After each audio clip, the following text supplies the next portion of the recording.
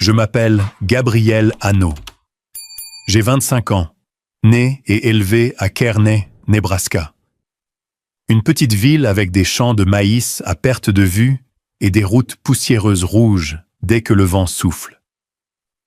Cela peut sembler poétique, mais mon enfance était loin d'être idyllique. C'était une succession de longues journées solitaires et de blessures émotionnelles qui ne guérissaient jamais.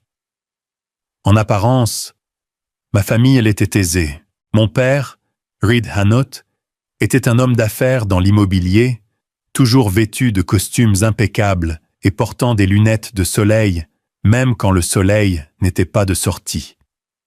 Ma mère, que j'étais obligé d'appeler « maman », malgré le manque de chaleur qu'elle dégageait, était une femme vive d'esprit, toujours occupée par les soirées du club des femmes de la ville.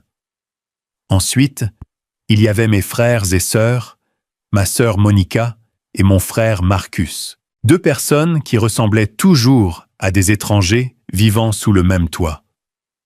Monica, 7 ans de plus que moi, était belle et hautaine, me regardant toujours avec dédain.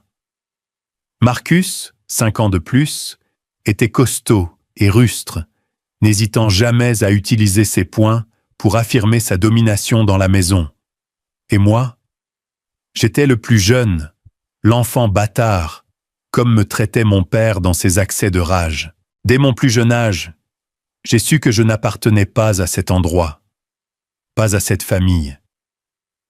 Personne ne le disait ouvertement, mais les murmures, les regards froids et les mots venimeux se sont gravés profondément dans mon esprit. « Tu es un fardeau », me lança un jour Monica avec un ricanement quand j'ai accidentellement cassé un des verres préférés de maman. « Cette maison serait tellement plus paisible sans toi. » Marcus était plus direct, me poussant une fois dans les escaliers et riant bruyamment. « Espèce de bâtard! Tu crois que tu as ta place ici ?» Je ne comprenais pas pourquoi il me détestait autant. J'étais juste un enfant qui voulait être aimé, qui voulait appartenir à quelque part. Mais chaque jour qui passait, je sentais le gouffre entre moi et ma prétendue famille s'agrandir. Mes parents ne me serraient jamais dans leurs bras, ne me demandaient jamais comment s'était passée ma journée à l'école. Ils ne se souciaient jamais de ce que je pensais ou ressentais. Au lieu de cela, je recevais des menaces. « Si tu ne te tiens pas bien, je t'enverrai dans un orphelinat. » Mon père grogna une fois, pointant un doigt vers mon visage quand j'ai renversé du lait sur la table du dîner. Ma mère regardait simplement, ses yeux aussi froids que la glace, sans dire un mot. Dans ces moments-là, je ne pouvais que baisser la tête, ravalant mes larmes. J'avais peur. J'avais peur qu'il le fasse vraiment, qu'il m'envoie loin, qu'il me rejette comme un objet indésirable. J'ai appris à rester silencieux, à endurer, à devenir invisible dans ma propre maison. Mais le silence ne signifiait pas que la douleur s'arrêtait. Chaque mot, chaque regard plein de mépris de leur part était comme un couteau qui tailladait mon cœur, laissant des cicatrices qui, je le savais, ne guériraient jamais. Un jour, quand j'avais environ 8 ans, Monica et Marcus m'ont fait une farce que je n'oublierai jamais. Ils m'ont enfermé dans le sous-sol obscur pendant toute une nuit, juste parce que j'avais osé prendre un biscuit dans le pot de Monica. J'ai crié, j'ai frappé à la porte, je les ai suppliés de me laisser sortir, mais tout ce que j'ai reçu, ce furent dans leurs gloussements de l'autre côté. « Reste là-bas et fais-toi des amis avec les rats, espèce de bâtard !» a crié Marcus avant de s'éloigner. Je me suis assis recroquevillé dans l'obscurité, écoutant mon cœur battre la chamade, essayant de me dire que tout irait bien. Mais cette nuit-là, je me suis senti plus petit et plus inutile que jamais. Le lendemain matin, quand ma mère a ouvert la porte, elle ne m'a pas demandé si j'allais bien, ne m'a pas serré dans ses bras, ne m'a pas réconforté. Elle a juste dit froidement « Ne mets pas tes frères et sœurs en colère la prochaine fois. J'ai hoché la tête, n'osant pas croiser son regard. Je savais qu'à ses yeux, je n'étais rien. Mais tout n'était pas ténèbres.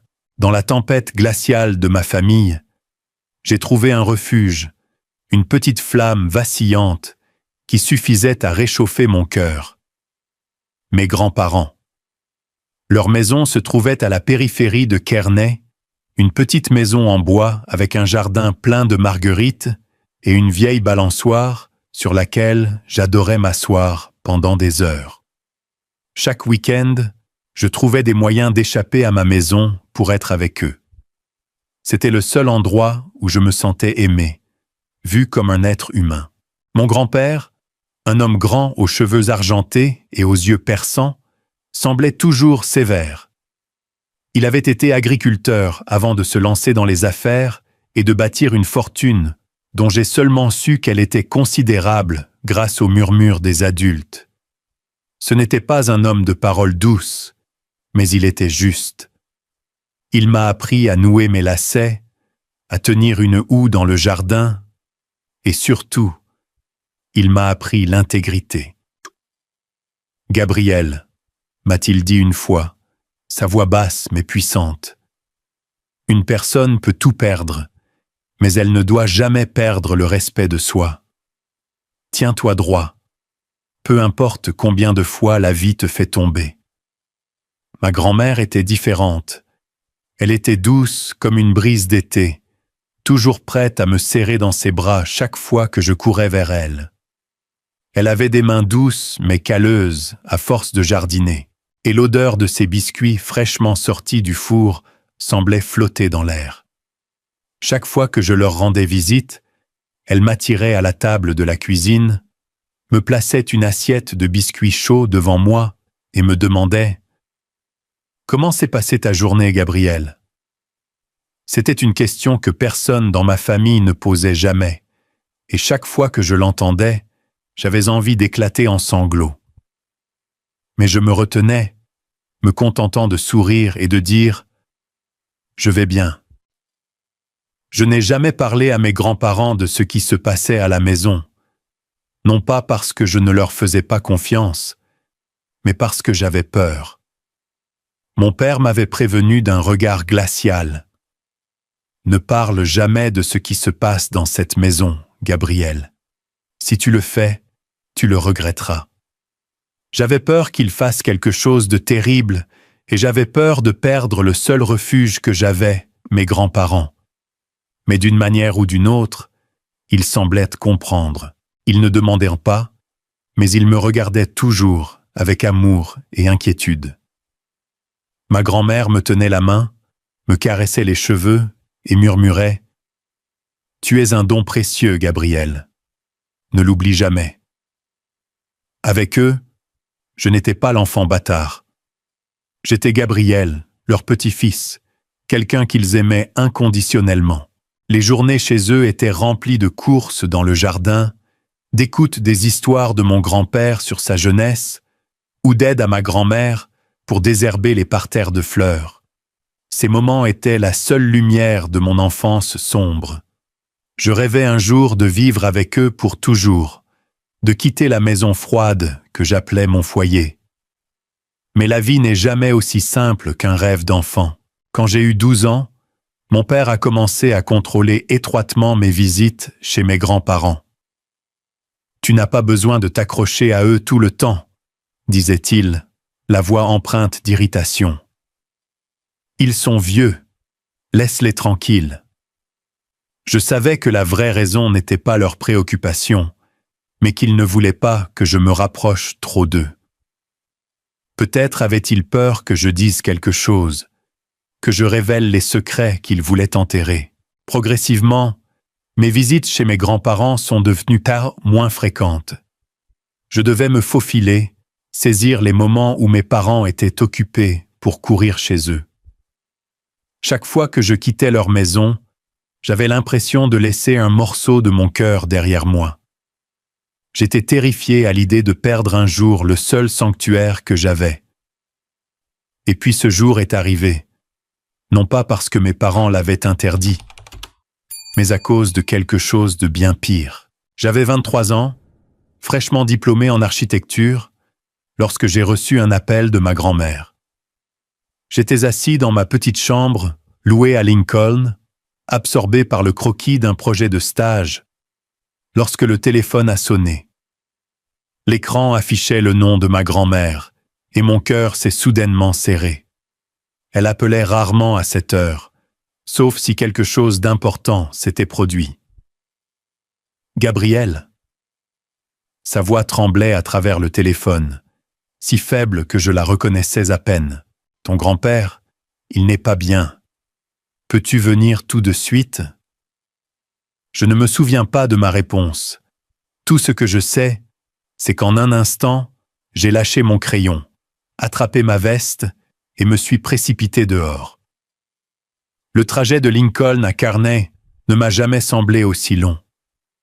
3 heures de bus, assis recroquevillé, les mains serrées, essayant de réprimer les pensées terribles qui inondaient mon esprit. Mais je ne pouvais pas les arrêter. L'image de mon grand-père, l'homme fort qui me portait autrefois sur ses épaules, qui m'avait appris à me tenir droit face à l'adversité, maintenant gisait immobile quelque part dans un hôpital, me rendait la respiration difficile. Je priais en silence, le suppliant d'aller bien, que j'aurais encore la chance de lui dire combien je l'aimais. Quand je suis arrivé à l'hôpital, le crépuscule s'installait. L'odeur d'antiseptique et les bips des machines dans le couloir me donnèrent des frissons.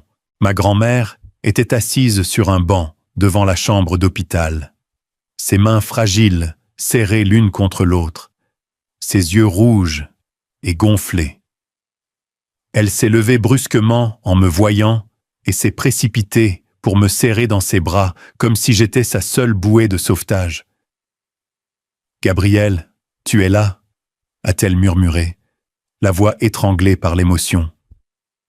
Je l'ai serré fort, essayant de lui donner un peu de force, bien que je tremblais moi-même. « Comment va papy, mamie ?» ai-je demandé, la voix brisée. Elle a secoué la tête, les larmes coulant sur ses joues ridées. Le docteur a dit « Il a un cancer du poumon, stade terminal. Ils ont fait tout ce qu'ils pouvaient, mais... » Elle n'a pas terminé sa phrase, se contentant de serrer ma main. J'ai eu l'impression que le sol s'effondrait sous mes pieds. Cancer, stade terminal.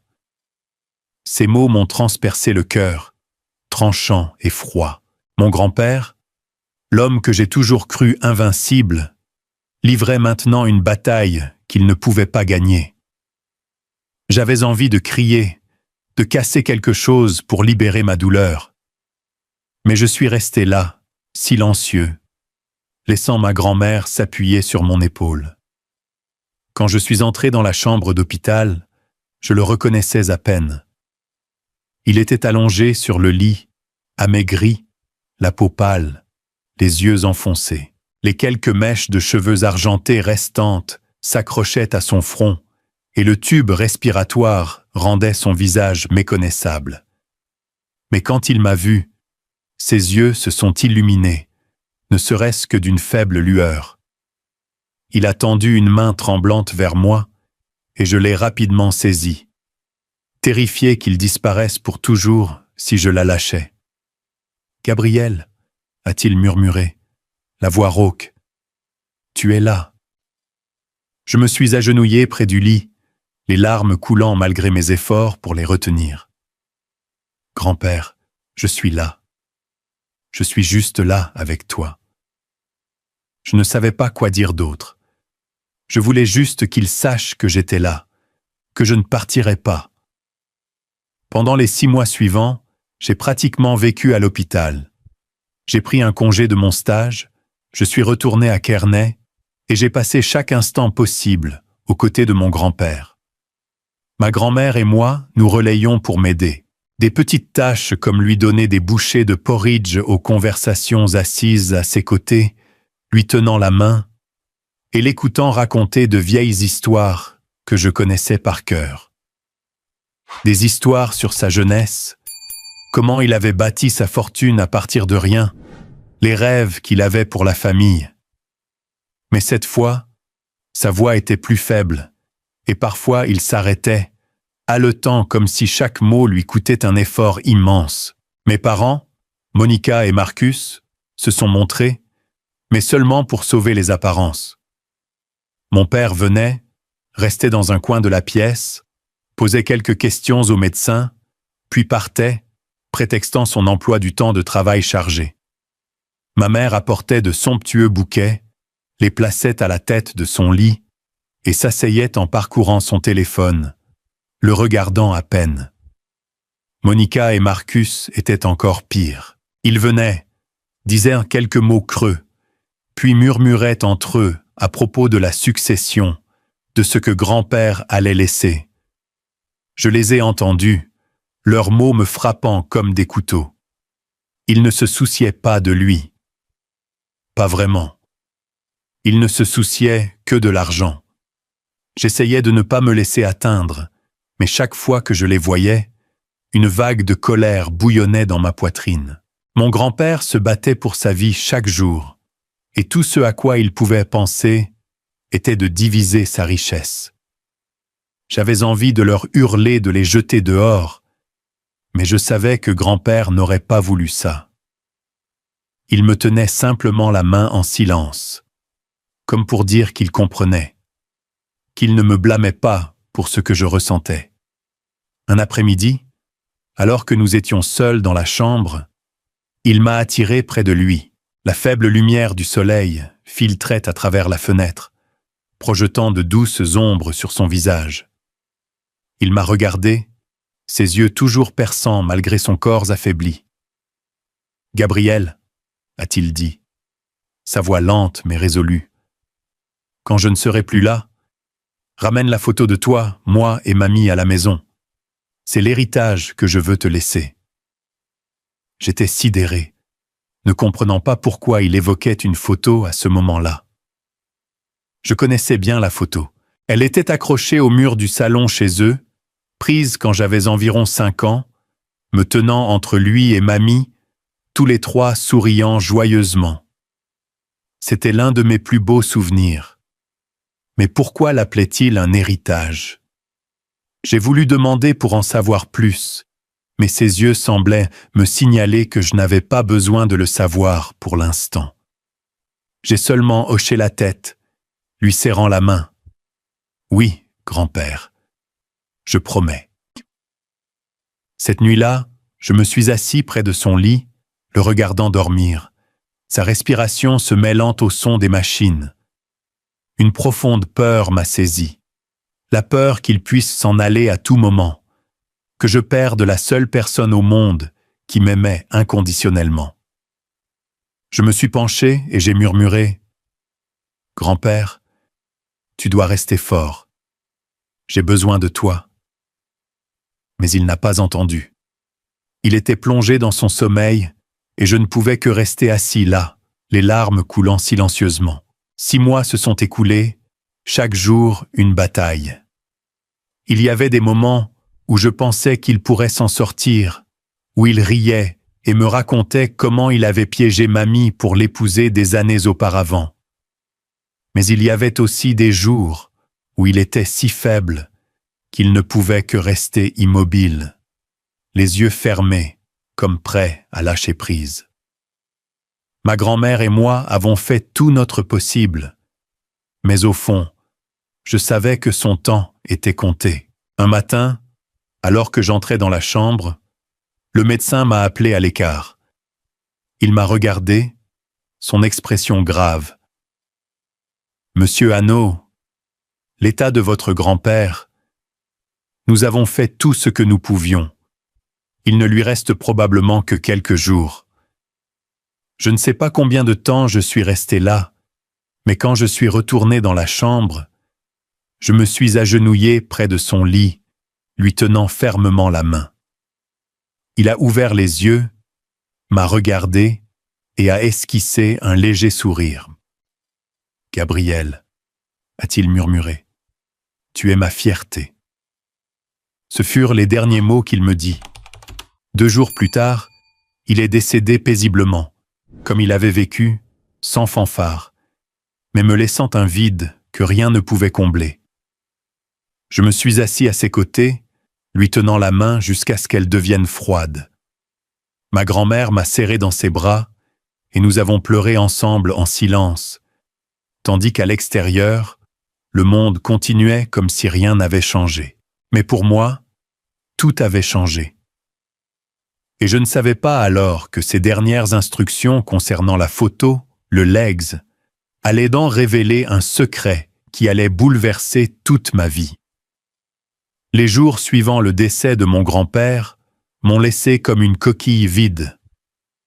Leur maison, autrefois mon sanctuaire de paix, me semblait maintenant étrangement vide. Chaque coin du jardin, chaque chaise, chaque tasse de thé sur la table de la cuisine portait son ombre.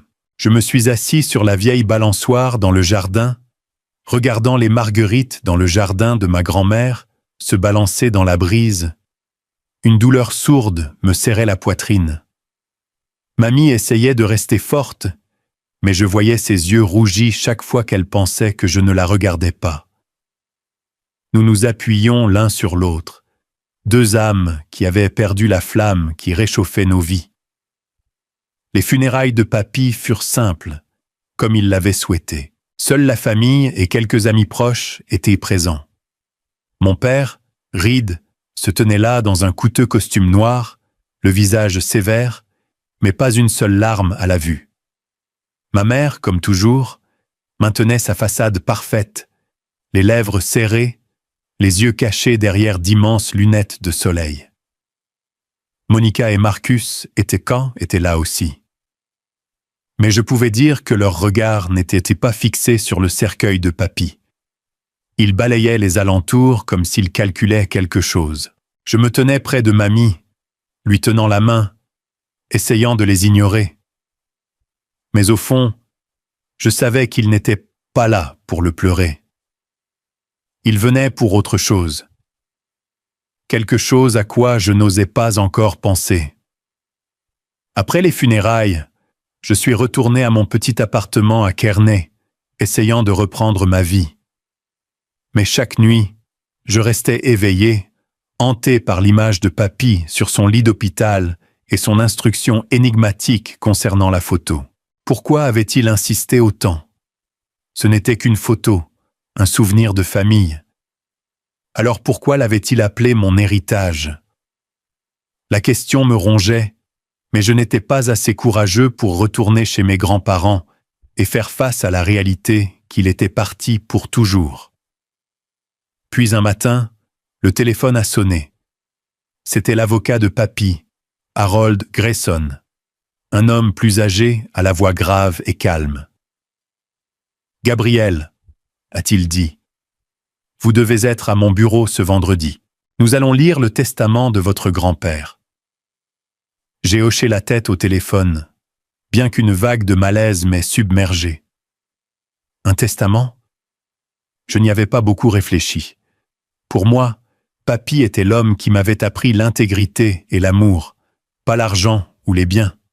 Mais je savais que pour ma famille, son testament serait une bombe, et je n'étais pas sûr d'être prêt à y faire face. Vendredi est arrivé, et j'ai mis ma chemise la plus propre, me tenant devant le miroir et me disant d'être fort. Je suis arrivé au bureau de l'avocat, une petite pièce mais digne, avec des étagères en bois débordant de papier. Mamie était déjà là, assise droite, les mains serrées sur ses genoux. Mes parents, Monica et Marcus, étaient là aussi, et l'air dans la pièce était lourd comme si une tempête était sur le point d'éclater. Mon père était assis devant, ses yeux froids parcourant la pièce, comme pour évaluer chacun. Ma mère était assise à côté de lui, les lèvres pincées, tripotant la bague en diamant à son doigt. Monica et Marcus se chuchotaient, me jetant de temps en temps des regards irrités. Monsieur Grayson est entré, tenant une épaisse pile de documents. Il a mis ses lunettes, s'est assis lentement et a commencé. Aujourd'hui, nous sommes réunis pour lire le testament de Monsieur William Hennett, dûment exécuté et notarié le 12 mars 2023. Il a fait une pause, regardant autour de la pièce. Mon cœur battait plus fort. Il y avait quelque chose dans la voix de Monsieur Grayson qui me troublait, comme s'il savait quelque chose que nous ignorions. Il a commencé à lire. Le testament détaillait la succession de Papy, une fortune bien au-delà de tout ce que j'aurais pu imaginer. Des actions dans des sociétés immobilières, plusieurs terrains dans le Nebraska et les États voisins, des actions dans plusieurs grandes entreprises et une somme d'argent considérable. Au total, M. Grayson a estimé la valeur à plus de 15 millions de dollars. Je suis resté là, abasourdi. Je savais que Papy était riche, mais ce chiffre dépassait tout ce que j'avais jamais envisagé. 15 millions de dollars. C'était un monde que je n'avais jamais touché. Mon père a souri, un sourire triomphant éclairant son visage. Ma mère s'est redressée, ses yeux brillants. Monica et Marcus ont échangé des regards excités, comme s'ils venaient de gagner à la loterie. Seuls Mamie et moi sommes restés silencieux, moi par choc et elle. Elle a juste baissé la tête, ses mains tremblant. Puis M. Grayson a continué. Conformément aux termes de ce testament, la totalité de la succession de M. William Hannut est transférée à son fils, M. Reed Hannut. La pièce a éclaté. Mon père a éclaté de rire, frappant la table de sa main. « C'est mon père », a-t-il dit, la voix pleine de fierté. Ma mère a souri pour la première fois ce jour-là, et Monica a applaudi, murmurant quelque chose à Marcus. Je les ai regardés, une étrange douleur montant dans ma poitrine. Ce n'était pas que je m'attendais à recevoir quoi que ce soit. Je n'y avais jamais pensé. Mais voir leur joie, voir comment ils avaient transformé la douleur de perdre Papy en une opportunité de devenir riche, me remplissait de dégoût. Je me suis tourné vers Mamie, cherchant un peu de réconfort, mais elle m'a seulement regardé, les yeux pleins de signification. Je ne comprenais pas, mais quelque chose dans son regard m'a jeté un frisson. C'était comme si elle savait quelque chose que j'ignorais. Quand la réunion s'est terminée, mon père s'est approché de moi, le sourire sur son visage maintenant remplacé par un rictus de mépris. « Ne te fais pas d'idée, Gabriel, » a-t-il dit, sa voix glaciale. « Tu n'auras pas un centime. Je garderai tout. Et plus tard, Monica et Marcus auront leur part. Mais toi, un bâtard comme toi, tu ne mérites rien. » Ces mots m'ont transpercé le cœur comme un couteau. Je suis resté là, sans voix, le regardant s'éloigner. Ma mère et mes frères et sœurs le suivaient, riant et bavardant comme s'ils venaient de gagner un jeu à enjeux élevés. Mamie a pris ma main, la serrant doucement, mais je n'ai pas osé la regarder. J'avais peur qu'elle voie les larmes qui me montaient aux yeux. Cette nuit-là, je suis retourné à mon appartement et je me suis allongé sur mon lit, mon esprit en ébullition. Les mots de mon père résonnaient dans ma tête. « Un bâtard comme toi. » J'avais entendu cette phrase 1000 fois, mais cette fois, ça faisait plus mal que jamais. J'ai pensé à Papy, au jour où il me tenait la main et m'apprenait le respect de soi. J'ai pensé à son instruction concernant la photo. Et puis, comme un éclair, je me suis redressé. La photo. Il avait dit que c'était mon héritage. Pourquoi? Pourquoi avait-il insisté autant? Je ne pouvais plus attendre. Le lendemain matin, je suis allé en voiture chez mes grands-parents, le cœur battant comme s'il allait éclater de ma poitrine.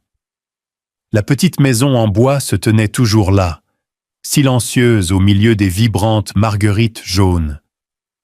Mais l'air semblait maintenant lourd, comme si la maison elle-même était en deuil. J'ai marché sur le porche, les mains tremblant alors que j'insérais la clé dans la serrure. Quand j'ai ouvert la porte, l'odeur familière des biscuits de ma grand-mère a flotté, et je l'ai vue assise à la table de la cuisine, ses mains fragiles agrippant une tasse de thé. Elle a levé les yeux, ses yeux rougis s'illuminant en me voyant. « Gabriel », a-t-elle appelé, sa voix douce mais teintée d'inquiétude. « Tu es là. » Je me suis approché et je l'ai serré fort, sentant la chaleur de son corps fragile. « Mamie », ai-je murmuré. « Il faut que je prenne la photo, celle dont papy m'a parlé. » Elle a hoché la tête comme si elle avait anticipé ce moment. « Elle est dans le salon. Tu sais où ?» a-t-elle dit. Mais il y avait quelque chose d'étrange dans ses yeux, comme si elle cachait un secret. Je n'ai pas posé d'autres questions, me contentant d'entrer dans le salon où la photo était toujours accrochée au mur à côté de la cheminée. Moi, à 5 ans, me tenant entre mes grands-parents, tous souriant joyeusement comme le soleil d'été. Je me suis levé, retirant soigneusement le cadre, mon cœur battant si fort que je pouvais entendre le sang circuler dans mes oreilles.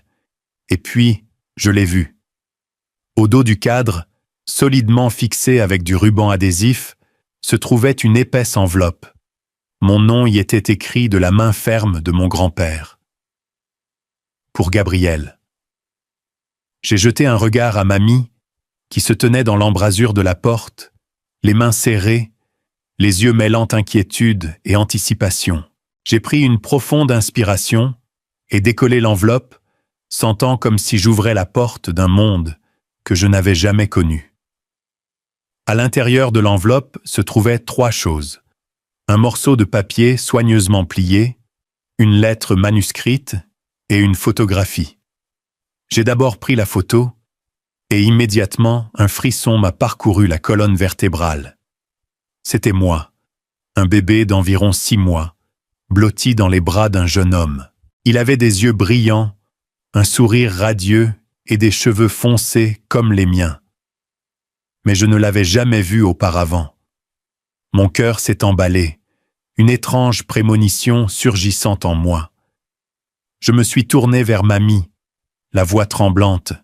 « Mamie, qui est-ce » Elle n'a pas répondu immédiatement, s'est seulement avancée et a posé une main sur mon épaule. « Ouvre la lettre, Gabriel » a-t-elle dit, sa voix douce comme une brise. « Ton grand-père voulait que tu saches la vérité. » J'ai déplié la lettre, mes mains tremblant si fort que j'ai failli la laisser tomber.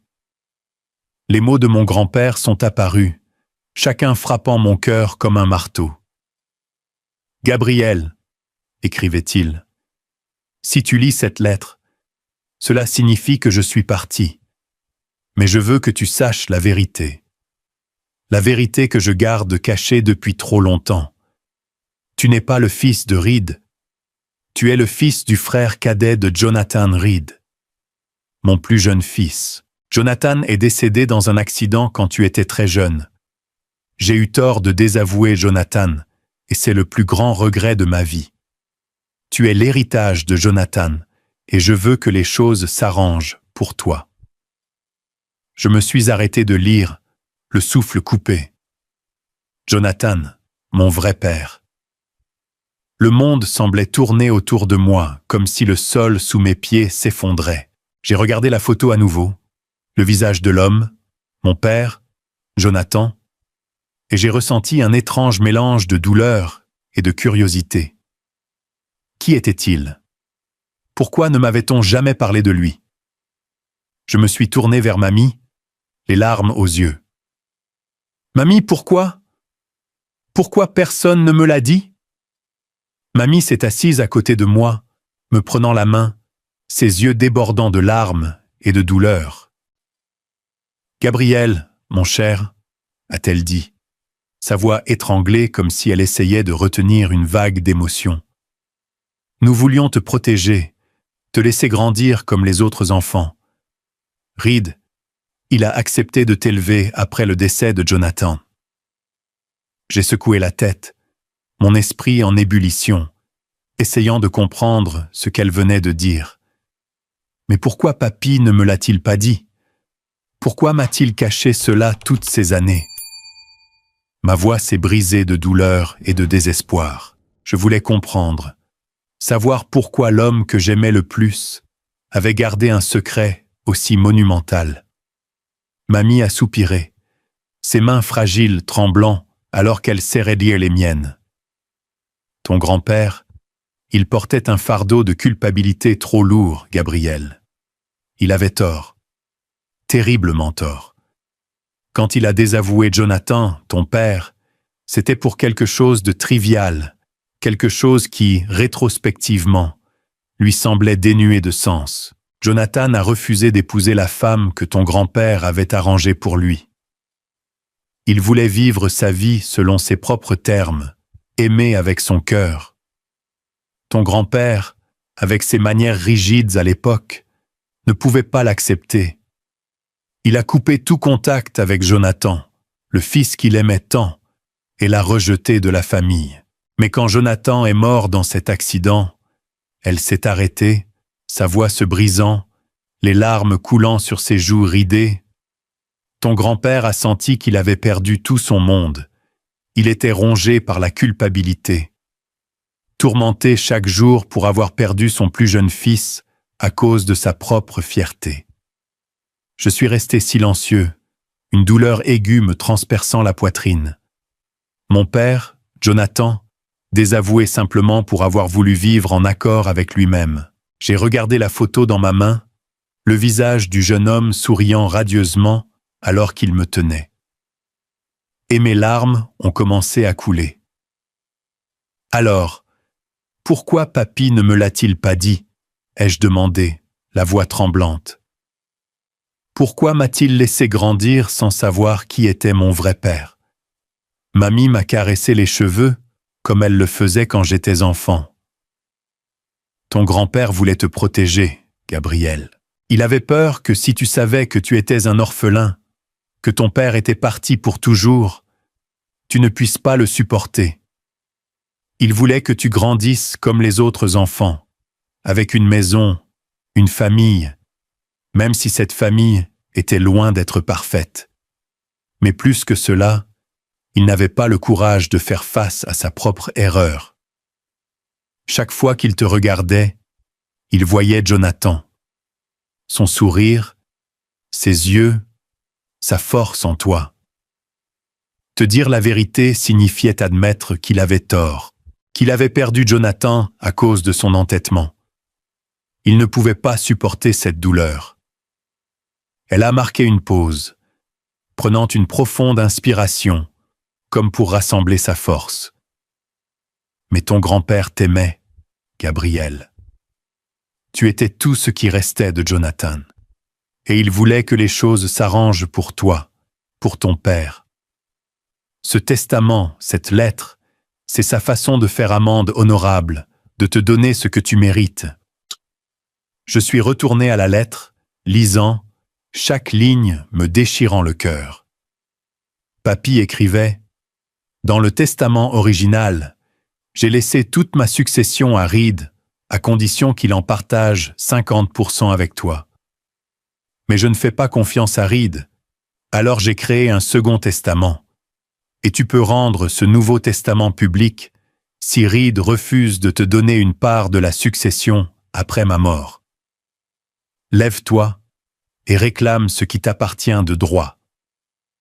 Les avides ne méritent pas ce que j'ai laissé. » J'ai ouvert l'autre document, le Nouveau Testament, dûment notarié, daté après celui révélé à la famille.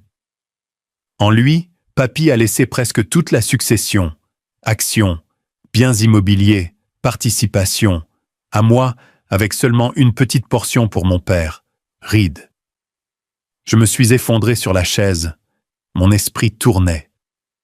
15 millions de dollars. 90% étaient à moi. Mais plus que l'argent, ce qui m'a laissé stupéfait, c'est la vérité sur mon identité. Je n'étais pas le fils de Reed. J'étais celui de Jonathan, un homme que je n'avais jamais connu. J'ai regardé la photo à nouveau, traçant le visage de l'homme, mon père. Les larmes coulaient silencieusement, trempant l'image. Je me sentais à la fois le cœur brisé et soulagé, comme si une porte s'était ouverte. Mais en même temps, cela me tirait dans une tempête que je n'étais pas prêt à affronter. « Quoi? Comment était-il, mamie ?» ai-je demandé, la voix hésitante. « Mon père, comment était-il ?» Mamie a souri tristement, me caressant les cheveux comme elle le faisait quand j'étais jeune. « Jonathan était spécial. Il te ressemblait. Gentil, fort, mais aussi têtu. Il t'aimait plus que tout, même s'il n'a eu que 6 mois avec toi. Cette photo, c'était son moment le plus heureux, te tenir dans ses bras. J'ai baissé la tête, fixant la photo dans ma main, mes doigts traçant doucement le visage de l'homme, mon père, Jonathan. Son sourire était radieux, ses yeux pétillants comme s'ils contenaient le monde entier. Et le bébé dans ses bras, moi, souriait sans souci. Ce moment, bien que je ne m'en souvienne pas, est soudainement devenu la chose la plus précieuse que j'ai jamais touchée. Mais avec la joie, une douleur aiguë et lancinante est venue, comme si mon cœur était écrasé. J'avais vécu 25 ans sans connaître cet homme, sans savoir que j'avais été aimé ainsi. Et maintenant, la vérité dévoilée, je ressentais une perte plus grande que jamais. J'ai levé les yeux vers mamie, les larmes coulant silencieusement sur mon visage. « Mamie, raconte-moi encore des choses sur lui. Je veux savoir ce qu'était mon père. » Ma voix tremblait, presque implorante. J'avais besoin de quelque chose pour m'accrocher, pour combler le vide que cette révélation avait creusé dans mon cœur. Mamie a soupiré, me tirant pour m'asseoir sur la chaise, ses mains fragiles agrippant les miennes, comme si elle avait peur que je disparaisse. « Jonathan » a-t-elle commencé, sa voix s'abaissant, comme si elle tournait les pages de souvenirs anciens et poussiéreux. « Il était notre Benjamin, 10 ans de moins que Reed. C'est peut-être pour cela que ton grand-père était toujours plus strict avec lui. Reed suivait toujours les volontés de ton grand-père. Mais Jonathan était différent. Il avait un feu dans son cœur, un sens de la liberté que ton grand-père, avec son esprit rigide, ne pouvait pas comprendre. » Elle a marqué une pause, son regard distant, comme si elle pouvait voir Jonathan juste devant elle. Quand Jonathan avait 18 ans, ton grand-père lui a arrangé un mariage avec la fille d'une famille riche d'Omaha. Il pensait que c'était le meilleur moyen d'assurer l'avenir de Jonathan et de la famille. Mais Jonathan, il a refusé. Il a dit qu'il voulait vivre sa vie selon ses propres termes, aimer et épouser la personne que son cœur choisissait. Ce fut la première fois qu'il défia ton grand-père, et ce fut aussi la dernière. J'ai écouté, sentant un frisson me parcourir. Mon père, un homme qui s'est défendu, qui a défié le monde pour protéger son amour. J'ai souri instinctivement, bien que des larmes coulaient encore sur mes joues. Alors, qui était ma vraie mère ? Ai-je demandé, ma voix s'adoucissant. J'ai soudainement réalisé que je n'avais pas seulement perdu mon père. Je ne savais rien de la femme qui m'avait donné naissance. Mamie a serré ma main, ses yeux reflétant une douleur profonde et intense. Ta mère, Émilie, était une fille merveilleuse. Elle travaillait dans un petit café à Kearney, un endroit que Jonathan fréquentait. Ils sont tombés amoureux, Gabriel. Un amour féroce, sincère, mais qu'il déplaisait à ton grand-père.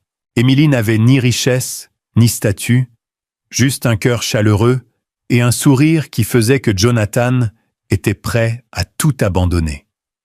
Quand Jonathan a annoncé qu'il voulait épouser Émilie, ton grand-père était furieux. Il a dit que Jonathan déshonorait la famille, qu'il n'était pas digne d'être son fils.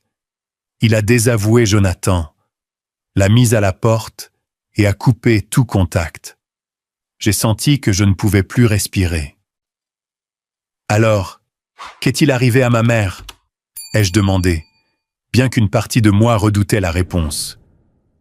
Mamie a baissé la tête, sa voix tombant dans un murmure. Émilie était enceinte de toi quand Jonathan et elle se sont mariés lors d'une simple cérémonie sans aucune famille présente. Ils vivaient dans un petit appartement, heureux malgré leur manque d'argent. Mais ensuite, quand tu avais 6 mois, Jonathan a eu un accident. Un camion a perdu le contrôle sur l'autoroute et il a disparu à jamais.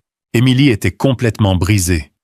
Elle n'avait pas la force de t'élever seule, sans famille, sans soutien. Elle t'a confié à Reed, espérant que tu aurais une meilleure vie. Puis elle est partie, et personne ne sait où elle est allée. Ton grand-père et moi l'avons cherchée, mais c'était comme si elle avait disparu de la terre.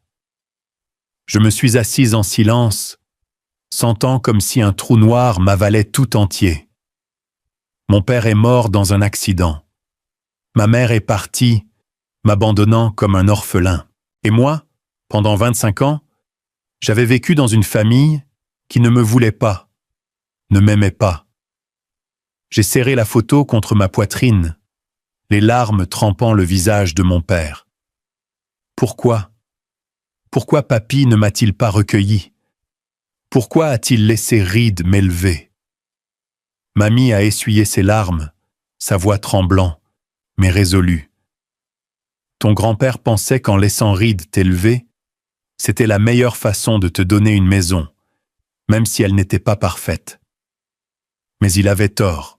Chaque fois qu'il te voyait comment Reed te traitait, c'était comme un couteau dans son cœur. Il savait que tu n'étais pas heureux, mais il n'avait pas le courage de faire face à ses erreurs, d'admettre qu'il avait rejeté Jonathan, et maintenant il te laissait souffrir. Elle s'est arrêtée, prenant une profonde inspiration, comme pour rassembler la force de dire la chose la plus importante. Quand ton grand-père a su qu'il ne lui restait plus beaucoup de temps, il a décidé qu'il devait faire ce qui était juste. Ce testament, cette lettre, cette photo, c'est sa façon de faire amende honorable, de te rendre ce que tu mérites. J'ai regardé mamie, une vague d'émotions déferlant en moi. Douleur, colère, mais aussi soulagement. Je ne lui en voulais pas. Je ne voulais pas en vouloir à papy. Je savais qu'ils avaient fait de leur mieux. Partagé entre la culpabilité et l'amour, j'ai serré plus fort la photo, sentant la chaleur du visage de mon père, même si ce n'était que par une image. Je ne vous blâme pas, ni papy, ai-je murmuré, la voix étranglée. J'ai juste voulu savoir qui était mon père. Je veux me souvenir de lui. Mamie m'a serré dans ses bras, ses larmes tombant sur mon épaule. Tu lui ressembles tellement, Gabriel. Il serait si fier de toi. Et ton grand-père, il l'était aussi. Il t'a tout laissé, pas seulement l'argent, mais la vérité. L'amour qu'il n'a pas pu donner à Jonathan à temps. Je me suis assis là dans les bras de mamie, me sentant à la fois brisé et réparé. La vérité sur mon père, ma mère, les années où j'ai été rejeté. C'était comme une tempête qui m'emportait. Mais dans cette tempête, j'ai trouvé une petite flamme. La flamme de l'amour que mon père Jonathan avait pour moi, même si ce fut seulement pendant 6 courts mois. Et cette flamme, avec le testament de papy, me donnerait la force de continuer. Mais je savais que la route devant moi ne serait pas facile. Reed, Monica, Marcus, ils ne me laisseraient pas prendre ce qu'ils croyaient être à eux sans se battre. J'ai regardé mamie, mes yeux plus résolus que jamais. Mamie, je vais faire ce que papy voulait. Je vais réclamer ce qui m'appartient de droit. Elle a hoché la tête, un léger sourire mais confiant sur le visage. Je sais que tu le feras, Gabriel, mais sois prudent. Reed, il n'est pas quelqu'un à sous-estimer. Ton grand-père l'avait prévu, c'est pourquoi il a caché ce testament. Tu dois être fort, comme Jonathan, comme toi-même. J'ai hoché la tête, serrant la photo et la lettre contre ma poitrine. La tempête familiale approchait, et moi, Gabriel Hanat, je devrais me tenir droit pour y faire face. J'ai décidé d'organiser une réunion de famille, non pas pour une réconciliation, mais pour révéler la vérité. J'ai contacté M. Harold Grayson, l'avocat de mon grand-père, et il a accepté d'aider. « Êtes-vous sûr de vouloir faire ça, Gabriel ?» a-t-il demandé au téléphone, sa voix calme, mais teintée d'inquiétude. Reed n'est pas quelqu'un à prendre à la légère. Vous devez être préparé. Je sais, monsieur, ai-je répondu, essayant de garder ma voix ferme. Mais je dois le faire pour papy, pour mon père et pour moi-même. La réunion a été organisée au bureau de monsieur Grayson, dans la même petite pièce où, peu de temps auparavant, le faux testament avait été annoncé. Je suis arrivé en avance, portant l'enveloppe contenant le Nouveau Testament, la lettre et la photo. Mamie s'est assise à mes côtés, ses mains fragiles serrant les miennes, ses yeux résolus, mais incapables de cacher son inquiétude. « Tu fais la bonne chose, Gabriel, » a-t-elle murmuré. « Ton grand-père serait fier de toi. » Quand Reed est entré, l'air dans la pièce s'est alourdi. Il portait un costume gris, ses yeux froids me parcourant comme un faucon repérant sa proie. Ma mère, comme d'habitude, le suivait à ses côtés, son visage impassible, les lèvres serrées. Monica et Marcus traînaient derrière, Monica avec son ricanement familier, et Marcus me regardant avec une hostilité ouverte. J'ai pris une profonde inspiration, essayant de rester calme. Ce n'était pas le moment d'avoir peur.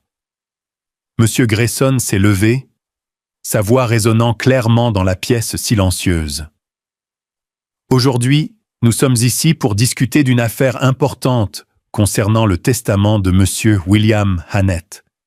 Gabriel a apporté un nouveau document et je demande à chacun d'écouter attentivement. Reed a ricané, se penchant en arrière sur sa chaise. « Qu'est-ce que ce non-sens maintenant ?» a-t-il dit, sa voix pleine de sarcasme. Je pensais que tout était réglé. Je me suis levé, serrant l'enveloppe, mon cœur battant.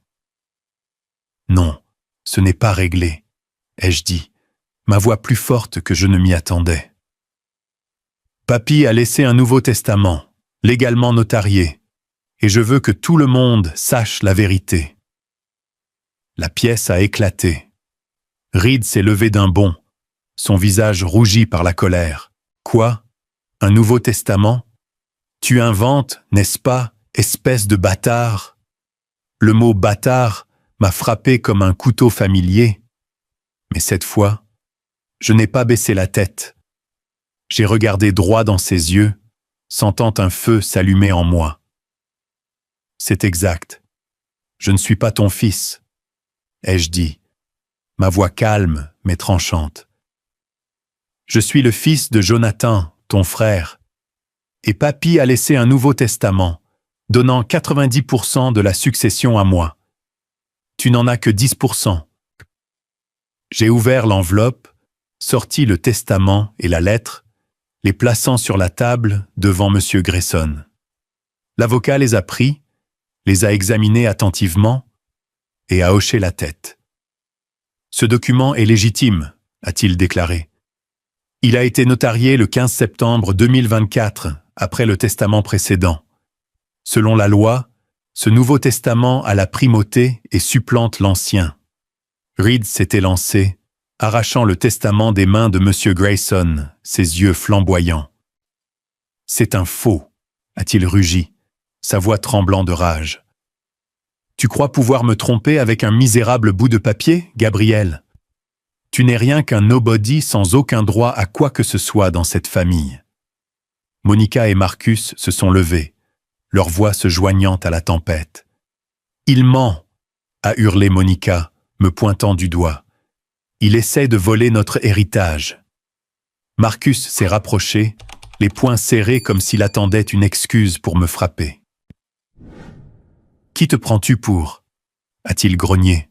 « Tu n'es rien. » Je suis resté debout, refusant de reculer, bien que mon cœur batte comme s'il allait exploser. « Je suis le fils de Jonathan, ai-je dit, ma voix coupant le chaos. Et c'est le souhait de papy. Si tu ne me crois pas, lis cette lettre. » J'ai poussé la lettre de papy vers Reed, mais il n'y a jeté qu'un regard, ses yeux pleins de mépris. « Une lettre? Tu l'as écrite toi-même » Reed a jeté la lettre sur la table, se tournant vers M. Grayson. « Harold, tu ne peux pas croire ça. Ce gamin essaie de nous escroquer tous. » M. Grayson est resté calme, ajustant ses lunettes. « Reed, je l'ai vérifié. Ce testament a été notarié par un notaire indépendant avec les signatures de 2 témoins. Il est tout à fait légal. Si vous souhaitez le contester, vous pouvez l'amener devant les tribunaux. Mais selon la loi, ce testament prévaudra. » Reed s'est tourné vers moi, ses yeux brûlants d'une fureur qui semblait consumer l'air. « Tu vas le regretter, Gabriel, » a-t-il craché. « Tu crois pouvoir m'affronter? Je m'assurerai que tu perdes tout. » Ma mère, parlant pour la première fois, a utilisé une voix aussi froide que la glace. « Gabriel, tu devrais t'arrêter avant que ça n'aille trop loin. Tu n'appartiens pas à cette famille. N'essaie pas de faire l'impossible. » Je l'ai regardée, la femme que j'avais autrefois appelée maman, et mon cœur s'est serré. « Je n'ai jamais appartenu à cette famille, » ai-je dit, ma voix tremblante mais ferme. « Mais je suis le petit-fils de papy, le fils de Jonathan, et je ne laisserai pas papy tomber. » Monica a laissé échapper un rire aigu et glacial. « Il se croit un héros, » a-t-elle dit en se tournant vers Marcus. « Il n'a aucune idée de qui il a affaire. » Marcus s'est rapproché, sa voix basse et menaçante. « Tu veux la guerre, Gabriel? Très bien, mais tu vas perdre. Et tu vas tout perdre. » Mamie, qui avait été silencieuse jusqu'alors, s'est soudainement levée. Bien que petite et fragile, elle rayonnait d'une force que je n'avais jamais vue. « Assez, » a-t-elle dit, sa voix sonnant comme un commandement. « Lisez. Monica, Marcus, vous devriez avoir honte. William a choisi Gabriel parce qu'il savait que vous n'étiez pas digne. Vous ne vous souciez que de l'argent, tandis que Gabriel se soucie de son père, de l'amour que William a laissé derrière lui. Vous voulez poursuivre en justice? Allez-y. Mais la vérité ne changera pas. » Reed a regardé Mamie, ses yeux flamboyants de colère, mais teintés d'une pointe de lassitude. « Mère, tu prends le parti de ce gamin ?»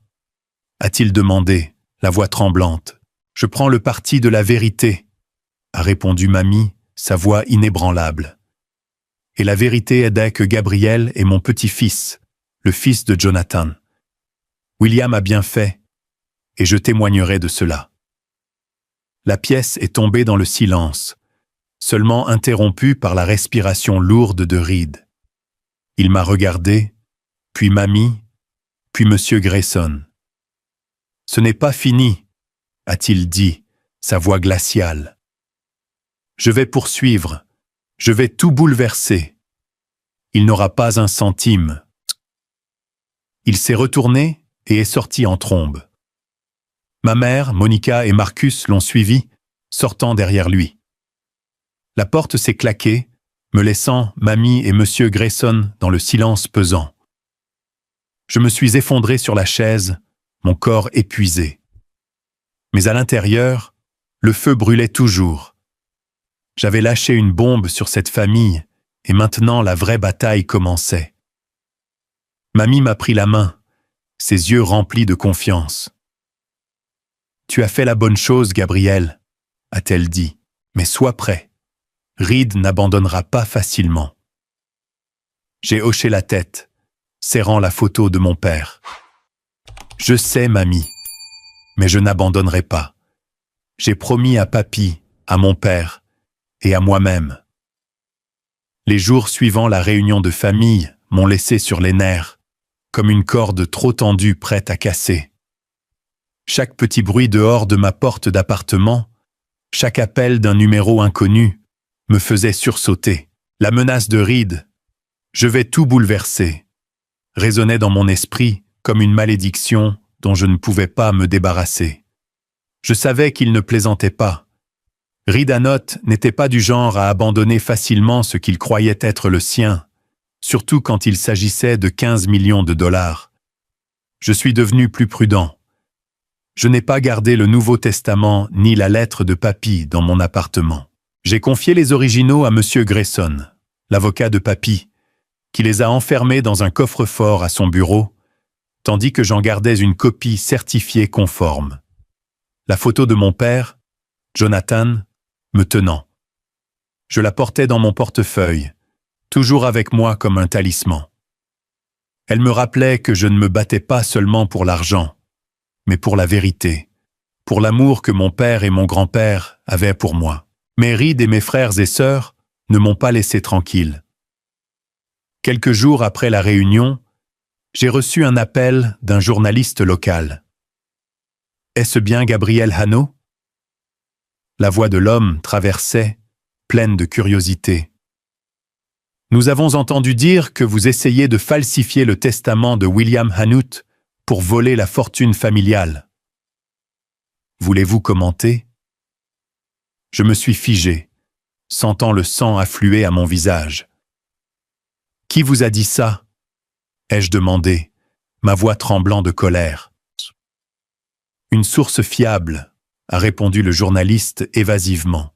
« La rumeur dit que vous n'êtes pas le vrai fils de Reed Hanot, et maintenant vous essayez de vous emparer de la succession avec un faux testament. » J'ai raccroché, mes mains tremblant si fort que j'ai failli laisser tomber le téléphone. Reed? Ça devait être lui ou Monica ou Marcus qui répandaient ces mensonges. Il ne voulait pas seulement reprendre la succession, il voulait ruiner ma réputation, me peindre comme un fraudeur aux yeux de tous. J'ai appelé M. Grayson immédiatement, lui racontant ce qui s'était passé. Il a soupiré au téléphone. « J'avais peur de ça, Gabriel. Reed joue salement. Vous devez être encore plus prudent. » Les choses se sont aggravées quelques jours plus tard. Une nuit, en rentrant à mon appartement après une longue journée de travail, j'ai trouvé la porte forcée. Mon cœur s'est emballé en entrant pour voir mon appartement sans dessus-dessous, les tiroirs renversés, les papiers éparpillés sur le sol, même le petit coffre-fort de ma chambre enfoncé.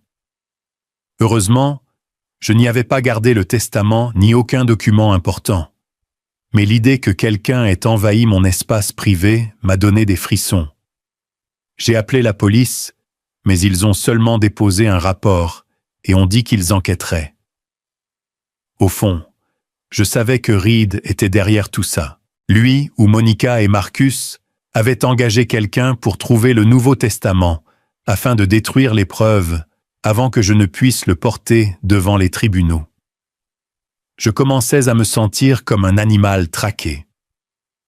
Chaque jour, je vérifiais les portes, les fenêtres, m'assurant que personne ne puisse entrer à nouveau. J'ai même demandé à Ethan, mon ami proche depuis l'université, de garder une copie certifiée conforme du testament, au cas où je perdrais le mien. Ethan, avec sa nature franche et loyale, a accepté sans hésiter.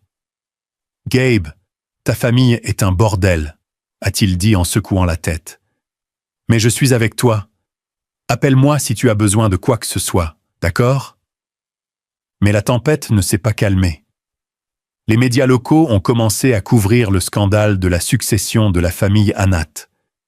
Des articles de tabloïds sont apparus me qualifiant d'opportuniste, d'enfant bâtard essayant de voler la fortune familiale. Un article a même creusé dans mon passé, affirmant que j'étais un enfant à problème, rejeté par la famille pour comportement inapproprié.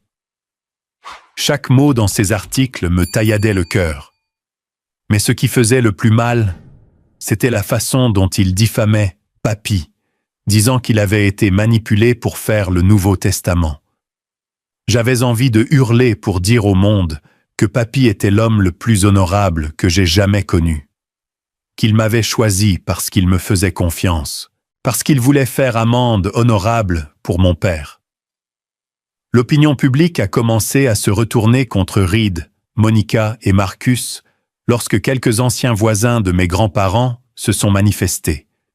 Ils ont raconté comment Reed me traitait froidement quand j'étais enfant. Comment mes grands-parents me protégeaient toujours. Un article dans le journal local citait un ami de Papy. William Hannott n'était pas quelqu'un qu'on pouvait manipuler. S'il a laissé sa succession à Gabriel, il avait une bonne raison. Ces mots m'ont réconforté, mais je savais que la bataille n'était pas terminée. Reed n'avait pas encore joué sa dernière carte. La bataille juridique a commencé comme une véritable tempête. Reed a engagé une équipe d'avocats coûteux d'Omaha, dirigée par un homme nommé Victor Crane, tristement célèbre comme le destructeur de testaments. Ils ont intenté une action en justice, demandant au tribunal de déclarer le Nouveau Testament de Papy invalide, alléguant qu'il n'était pas saint d'esprit lorsqu'il l'avait fait et qu'il avait peut-être été contraint. Chaque accusation m'a frappé comme un coup de poing au ventre, mais je n'ai pas été surpris. J'avais vu le regard dans les yeux de Reed pendant la réunion de famille. Il ferait n'importe quoi pour garder cet argent. Monsieur Grayson et moi nous sommes préparés méticuleusement. Il m'a aidé à rassembler des preuves, des dossiers médicaux du médecin de Papy, prouvant qu'il était pleinement lucide dans ces derniers mois, des témoignages du notaire et des 2 témoins présents lorsque Papy a signé le Nouveau Testament, et des dossiers d'hôpital documentant comment Mamie et moi nous nous sommes occupés de lui pendant ces 6 mois. Je savais que nous avions l'avantage, mais chaque jour, entrer au tribunal ressemblait à entrer dans une arène où Reed et son équipe juridique étaient des lions prêts à me déchiqueter. La première audience a eu lieu au tribunal de district de Kearney. Je me suis assis à la table des plaignants à côté de M. Grayson, tandis que Reed, Monica et Marcus étaient assis en face de nous, leurs yeux froids et tranchants comme des couteaux. Victor Crane s'est levé, sa voix douce mais menaçante. « Votre honneur, nous avons des raisons de croire que M. William Hannett n'était pas saint d'esprit dans ces derniers jours lorsque ce Nouveau Testament a été créé. De plus, nous suspectons que Gabriel Hannett, qui n'est pas le fils biologique de M. Reed Hannett, a profité de l'état affaibli de M. William pour le contraindre à modifier le testament. J'ai serré les poings sous la table, luttant pour contenir ma colère. M. Grayson a posé une main sur mon épaule, murmurant « Restez calme, Gabriel. Nous avons la vérité. » Il s'est levé, sa voix calme mais puissante, présentant les dossiers médicaux et le témoignage du notaire. M. William Hannett était pleinement lucide lorsqu'il a signé le Nouveau Testament. Il en a discuté la décision avec moi en détail, et je peux confirmer que c'était son intention réelle. Mamie a également témoigné, bien que dans ses 70 ans, elle s'est tenue droite, sa voix claire et résolue. Mon mari William savait exactement ce qu'il faisait. Il aimait Gabriel et voulait réparer les torts du passé. Ce testament était sa façon de protéger son petit-fils, qu'il considérait comme son propre fils. Ces mots m'ont ému aux larmes. Je l'ai regardé, ressentant un élan de force. Mais l'équipe juridique de Reed n'a pas reculé. Ils ont interrogé sans relâche, tordu la vérité, suggérant même que Mamie aurait pu comploter avec moi pour tromper Papy. Chaque question était comme une flèche, mais mamie a répondu avec un calme sincère, qui a même fait hocher la tête au juge. L'audience décisive est arrivée comme un tsunami. Après des semaines de litige, aujourd'hui était le jour où le tribunal allait rendre son verdict. Je suis entré dans le tribunal, tout mon corps tendu. Mamie était assise à mes côtés, me tenant fermement la main, ses yeux me rassurant que quoi qu'il arrive, elle était là. Reed, Monica et Marcus étaient assis de l'autre côté de la salle, leurs expressions pleines de confiance comme s'ils étaient certains de gagner. Victor Crane s'est levé, prononçant son argument final. « Votre honneur, nous sommes confrontés à un cas clair de manipulation. Gabrielle Hannett, qui n'a pas de lien de sang direct avec la famille, a exploité l'état affaibli de M. William Hannett pour s'emparer de la succession. Nous demandons que le tribunal déclare le Nouveau Testament invalide et confirme l'original. » J'ai senti un rush de colère monter en moi. J'ai eu envie de me lever pour crier que papy n'était pas quelqu'un qui pouvait être manipulé, que je ne l'avais jamais contraint. Mais M. Grayson m'a fait signe de rester silencieux, puis il s'est levé, sa voix résonnant avec conviction.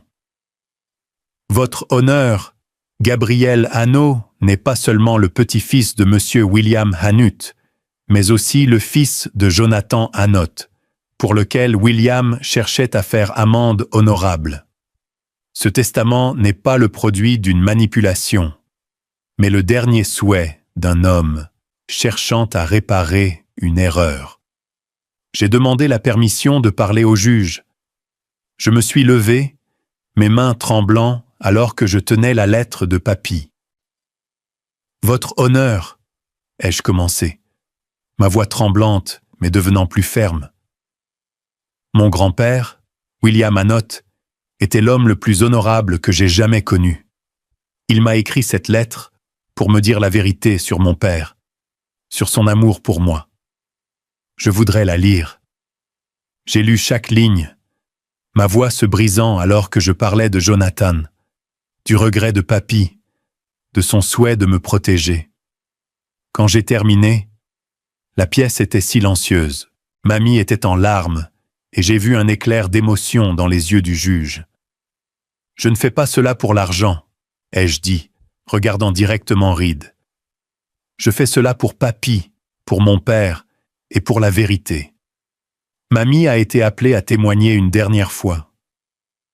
Elle s'est tenue devant le tribunal, sa voix tremblant, mais puissante. William m'a dit qu'il voulait que Gabriel ait tout parce qu'il était l'héritage de Jonathan, l'héritage de notre famille. Il était lucide jusqu'à ses derniers moments, et je jure que ce testament reflète ses véritables volontés. Le juge, une femme au visage sévère, a regardé autour de la pièce. Après un moment de délibération, elle a frappé son marteau. Sur la base des preuves et des témoignages, le tribunal déclare le testament daté du 15 septembre 2024 valide. Gabriel Hannot a droit à 90% de la succession de M. William Hannut. M. Reed Hannott recevra 10%. La pièce a explosé. Reed a frappé la table, criant « C'est une farce !» Monica et Marcus étaient sidérés, leurs visages pâles. Je me suis effondré sur ma chaise, sentant comme si un poids énorme avait été levé. Mamie m'a serré dans ses bras, ses larmes tombant sur mon épaule. « Tu as réussi, Gabriel » a-t-elle murmuré. « Ton grand-père serait fier. » Reed s'est tourné vers moi, ses yeux brûlants de haine. « Tu n'as pas encore gagné, Gabriel » a-t-il dit, sa voix glaciale. « Tu vas payer pour ça. » Mais je n'avais plus peur. Je l'avais affronté. J'avais affronté la famille et j'avais gagné. Pas pour l'argent, mais pour la vérité.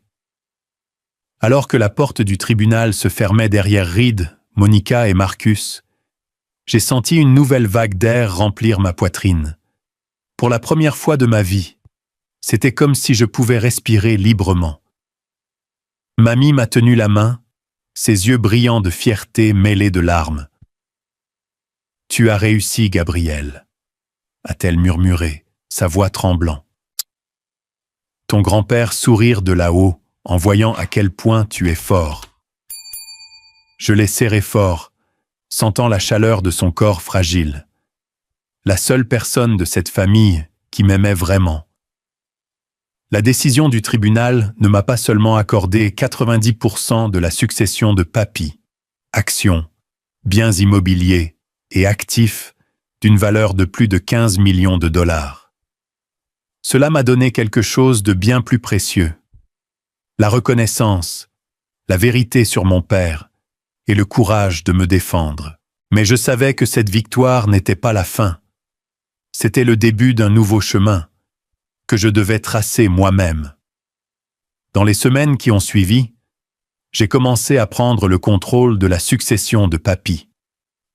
Monsieur Grayson m'a guidé à chaque étape, du transfert des actions à la gestion des propriétés dans le Nebraska et l'Iowa. L'ampleur de la tâche m'a submergé, mais j'ai refusé de me laisser aveugler. Je ne voulais pas devenir comme Reed, vivant seulement pour la richesse et le pouvoir. Je voulais utiliser cet héritage pour créer quelque chose de significatif, pour rendre fiers Papy et mon père Jonathan.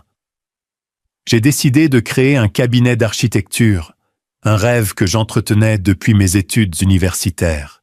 Avec le capital de la succession, j'ai acheté un petit bureau au centre-ville de Kearney, j'ai embauché quelques jeunes associés passionnés et j'ai commencé à prendre nos premiers projets. Chaque croquis que je dessinais, chaque structure que je concevais portait un morceau de moi. Des jours où j'étais assis avec Papy, écoutant ses conversations sur les bâtiments qu'il avait construits. Des rêves que mon père Jonathan aurait pu avoir. J'ai nommé le cabinet Anout Designs, un hommage à Papy et à mon père, les deux hommes qui m'ont donné la force de me tenir droit. J'ai coupé tout contact avec Reed, Monica et Marcus. Après le procès, ils m'ont bombardé de messages menaçants, d'appels harcelants, et ont même essayé de répandre d'autres rumeurs pour ternir mon nom. Mais je m'en fichais. J'avais appris que ceux qui sont consumés par la cupidité ne valent pas mon attention.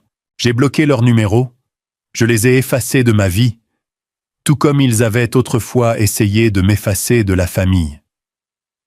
L'opinion publique s'est progressivement calmée, et ceux qui connaissaient Papy ont commencé à me voir différemment. Pas comme l'enfant bâtard, mais comme un homme qui s'est battu pour la vérité. Mamie était la seule que j'ai gardée près de moi. Je l'ai convaincue de venir vivre avec moi dans une nouvelle maison, non loin de l'ancienne maison en bois qu'elle partageait avec Papy. Au début, elle a refusé, disant qu'elle ne voulait pas me surcharger, mais je lui ai tenu la main et j'ai souri. « Mamie, tu es ma vraie famille. Je veux prendre soin de toi tout comme tu as pris soin de moi. » Elle a finalement accepté, et je ne peux décrire la joie de la voir sourire, de la regarder planter des marguerites dorées dans notre nouveau jardin, de l'entendre raconter des histoires de Papy et de mon père. Un après-midi, alors que le doux soleil doré inondait le salon, j'ai accroché la photo de moi, Papy et Mamie au mur. À côté, j'ai placé la photo de mon père, Jonathan, me tenant bébé. Je me suis tenu en silence, contemplant les deux photos, une vague d'émotions me submergeant. Ce n'étaient pas seulement des photos, c'était mon héritage. Pas l'argent, pas les propriétés, mais l'amour, la vérité et le courage que Papy et mon père avaient laissé derrière eux. J'ai touché la photo de mon père, murmurant « Papa, je ne te connais pas bien, mais je promets de vivre une vie digne de ton amour. » Puis je me suis tourné vers la photo de Papy, souriant. « Papy, je l'ai fait. Je vivrai une vie digne de la confiance que tu m'as accordée. » Mamie est entrée, posant une main sur mon épaule. « Tu ressembles tellement à Jonathan, » a-t-elle dit, sa voix douce. Il a toujours cru en faire ce qui est juste, s'est toujours battu pour ça. Et toi, Gabriel, tu es la fierté des deux. Je me suis retourné et je l'ai serré dans mes bras, les larmes coulant silencieusement. Je n'étais plus le garçon solitaire rejeté dans la maison de Reed. Je n'étais plus l'enfant bâtard qu'il m'appelait. J'étais Gabriel Hano, fils de Jonathan, petit-fils de William, et j'avais trouvé la liberté. La liberté de vivre en accord avec moi-même, d'aimer, de construire une vie pour laquelle je pouvais garder la tête haute. La tempête familiale était passée, laissant des cicatrices, mais aussi une leçon profonde. Le véritable amour est plus fort que le sang, et la justice, bien que tardive, finira par triompher. Je suis sorti dans la cour, regardant les marguerites dorées luire sous la lumière du soleil, et j'ai souri. Ma vie commençait maintenant vraiment.